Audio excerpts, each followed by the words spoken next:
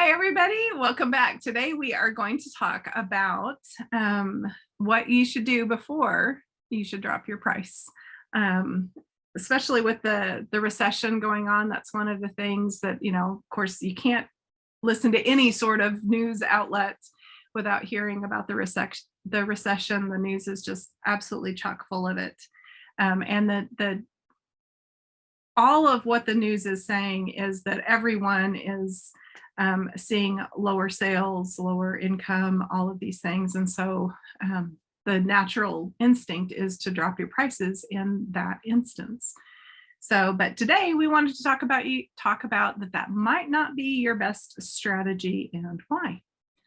So to start with, the negative economic events don't uniformly affect the entirety of a population. So there are definitely some people that are very, very hard hit by the recession.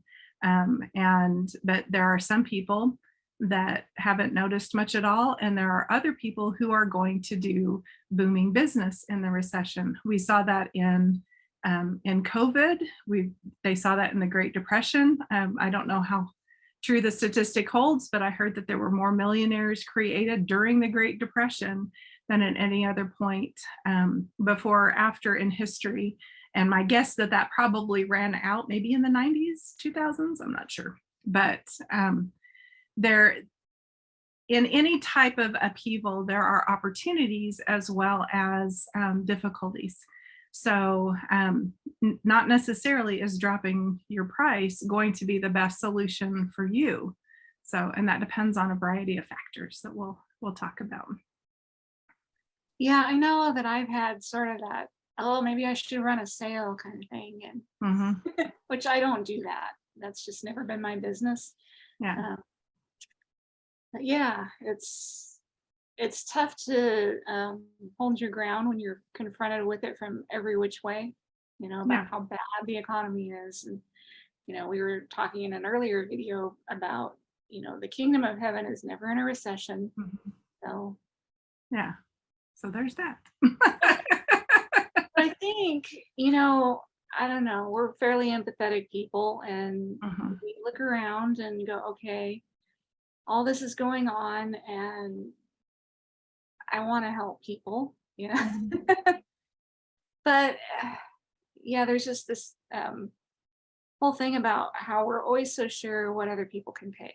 We're always so sure that it's too much, or we tend to make that decision for them in advance, which is probably not smart. What I think that God has having me do is to up my ante as far as my usefulness, about,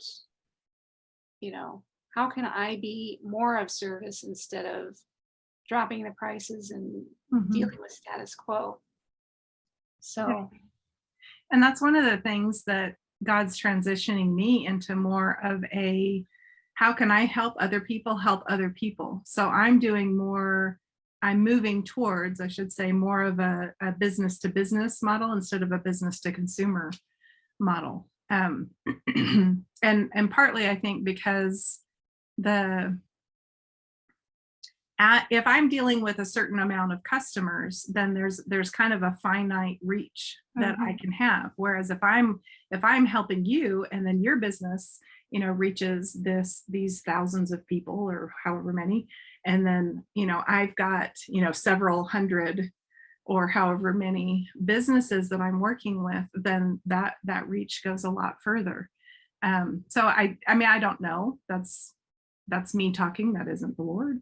I don't know that that's why. It seems to be your trajectory, though. Yeah, but that was not on my radar. That was like B2B. What's that? Why would you ever want to do that? Just probably a general indication that, well, you might want to look into that a little closer. Well, this is what's happening now. Okay. Yeah. Okay. Well, here we go. Yeah. That does seem to be a very recurring pattern in my life. Yep. So, but one of But one of the things that I noticed, you listen to all these kind of gurus on how to price things. And one of the things I learned very quickly is that if you have the 3 tiers of pricing, then make sure that your top level price is something that you actually want to sell, because someone will buy it. Yes. So, I mean, it's not a guarantee, but there is likely to be someone who will buy that thing. And if you don't want to do it, then don't, Yeah. And make sure that it's, or I guess, make sure that you set a high enough price on it that you're willing to do it for that amount of money. Don't short sell yourself just to have something to kind of price anchor. Most of the people will buy the middle. There's, some people that will buy the lower tier thing. But it's not just kind of weird psychology to do that. And one of Seneca and I's mentors, Perry Marshall, talks about the 80-20. So that there are, and it's fractal in nature. So there is 20% of your, and hopefully Seneca will correct me if I say this wrong. 20% of your customers provide 80% of your income. So, and within that 20%, there's 20% of those. So you've got kind of, and there are, I don't think it's the 80-20. There's another proportion. 95. Yeah. That would spend more money with you if you had a higher tier item. So, and that kind of flies in the face of a lot of what you hear. Yeah. See, I wouldn't be only high ticket in a recession, but right. I certainly wouldn't ignore that either. Yeah. So, and partly it's because if you do something that is going to be of service and of benefit, which if you are involved in a supernatural business, if this is something that God's gifted you to do, you are providing a valuable service to people. So it isn't that you're taking money from them, and you're not taking money that they can't afford. It's not your right really to determine what someone else can pay. That isn't up to you. That's up to them. So give them that opportunity. It's not like you're holding a gun to their head, I'm going to assume. Yes, your superpowers of persuasion are that good. Yeah. So, yeah. So you're giving them an opportunity. And if they've already, spent a certain amount of money with you, chances are high. If they've got it, they'll spend more. So I think so often we tend to, that's one of the ways that the enemy and the world kind of tells us that, oh, well, you better not charge too much, or you better not, put yourself out there, or, offer too big of a thing, keep small, keep hidden. And that isn't God. He's kind of big and audacious. Yeah, now is really the time to go big or go home. And I'm saying that in terms of, what you offer. Yeah. And the world needs solutions right now. So I'm kicking out products at a faster speed than I have been. Yeah. And that's been kind of my focus. Okay, I need more solutions. We need this. We don't have solutions for these things. So what are they? Yeah. And yeah. So, and don't be afraid. It's never good business practice to undercut yourself. And I think if you do feel like you are in the type of market and have the type of clientele where a reduction in price would be a good thing, then you need to also reduce your expenses for that, because you can't, you have to have a profit margin or you don't have a business anymore. You've got a charity, and that isn't going to be sustainable. So you need to either simplify your process, simplify your technology or your item or something like that if you're going to reduce your price. Because there are times when that is that is something that you can do, but we wouldn't recommend that you do that just to cut your price.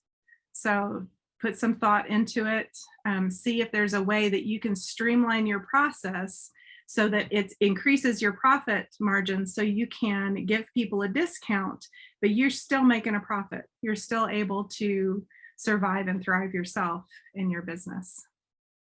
Yeah, I'm just checking the numbers and making sure that you are having what you need.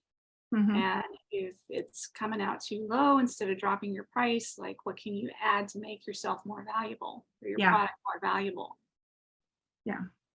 Back to the solutions again. Yeah. Apparently that's what needs to be said today. Yeah. We need solutions. Yeah. We don't need people playing small. We need everybody bringing their A game for what they're called to do. Well, and I definitely think that's right on. So we don't, I think in times of turmoil, distress, upheaval, the worst thing that the world needs is for Christians to not bring their A game and to not bring the solutions that we have access to the table, because the world systems have failed.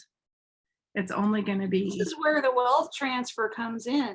I mean, don't back away from that, for heaven's sakes. Yeah. Yeah. And that's one of the questions that kind of kept resonating in my mind. It was kind of like this confluence of, that's not the right word, this just coincidental occurring of various events where I'd read this book and then I saw this thread on Facebook. And the question that kept getting asked, and it was about like, I think it was like an author was asking if anyone knew any authors that made 7 figures in a month. And all of the comments underneath that were like, well, isn't 5 figures a month enough? Isn't this, isn't X enough? Isn't Y enough? Isn't, and it was like that word enough just kept resonating in my spirit. And I was like, well, hold on a minute. Like if I'm going to do enough good in the world, then me bringing my A game, like, oh, so if I can do, well, and let's just use, if I'm going to help kids in Africa, then is sponsoring one child through Compassion International or whatever similar organization, is 1 kid enough? Are 10 kids enough? Is it enough for me to be able to drill a well of clean water for their village? Is it enough for me to be able to build or to send the money to build an orphanage? Is it what is enough? Like, to me, there isn't, there is enough good that I can do because God doesn't expect me to do any more than what he's called me to do. So in a sense, yes, there is a point at which I have done enough. My work here is finished. But there's also another side, like how is me playing small in that situation helping anybody? So they're saying no to more money, which is essentially what those people were doing in that thread. Yeah. So they had an upper limit, this is what's enough. And to me, what struck me was, well, that's enough for me. Well, but I wasn't put here on the planet just for me. So like, I don't know how much I know what enough is for me. I don't know how much enough is for the good that I'm supposed to do in the world. So, and that takes money. So not necessarily always my money, it could be my influence. It could be other things that I bring to the table. But again, there is, and maybe it's the solution. I've got the idea that is going to help create something or do something that's going to bring a solution to an area.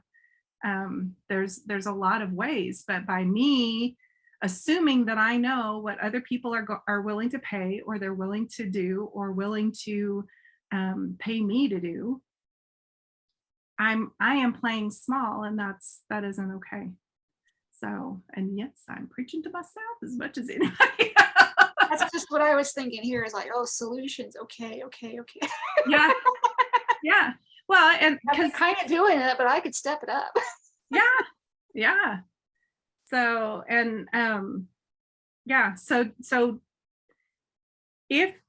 we're not telling you not to lower your price, but we are telling you to think carefully about why you're lowering your price. And if I can't that's, be a if, knee-jerk reaction to world circumstances. That's yeah, all. yeah. So, if that's what God's asking you to do and he's given you a solution for how you can do that and you can do that effectively. And, sometimes you can simplify things to where you can lower your price and still make more money because you have so streamlined your process that it's costing you a fraction of what it did before to do the thing or create the thing. Oh Lord, give them those ideas to streamline. Yeah, there's Mhm. something on that. Yeah. We're going to pray over every person watching this that they would have new ideas, new ways to cut it down.